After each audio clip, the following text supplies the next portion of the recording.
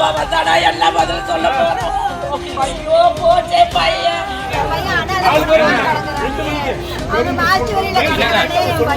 பள்ளிக்கு போன மாணவனுக்கு இப்படியா நடக்கணும்?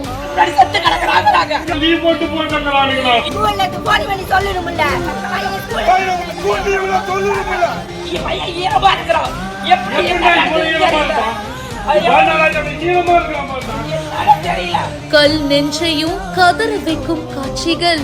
நான் உசுரா வளர்த்த பையன் கடைசியில இப்படி ஆயிடுச்சேன்னு பதறி துடித்த பெற்றோர்.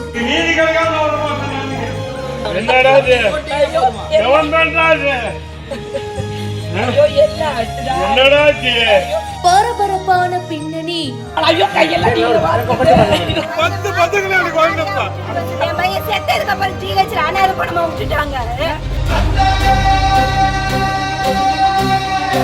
ஈரோடு குமலன்குட்டை செல்வம் நகரை சேர்ந்தவர் சிவா.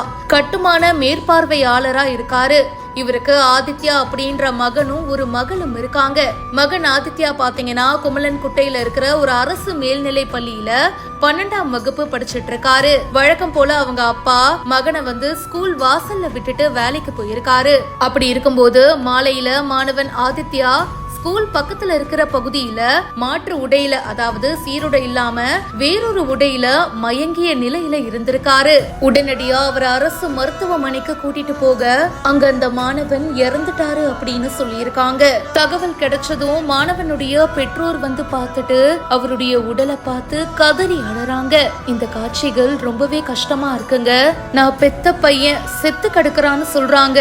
நான் உசுரா வளர்த்தேனே அப்படின்னு அந்த தந்தையுடைய கதறல் சத்தம் பாக்குறவங்கள கண் கலங்க வச்சிருக்கு. போலீசாருடைய முதல்கட்ட விசாரணையில அந்த மாணவன் ஸ்கூலுக்கு போல அப்படின்னு தெரிய வந்திருக்கு. பள்ளிக்கு போலனா உடனடியா ஏன் பெத்தவங்களுக்கு இன்ஃபார்ம் பண்ணல அப்படின்ற கேள்வியையும் அவங்க எழுப்பி இருக்காங்க. மாணவனுடைய இறப்புல ஏதோ மர்மம் இருக்கு அப்படின்னு போலீசார் தீவிர விசாரணையும் பண்ணியிருக்காங்க. இத பத்தி இன்னும் தீவிரமா விசாரணையும் போயிட்டு இருக்கு. இந்த சம்பவம் சோகத்தை ஏற்படுத்தி இருக்கு.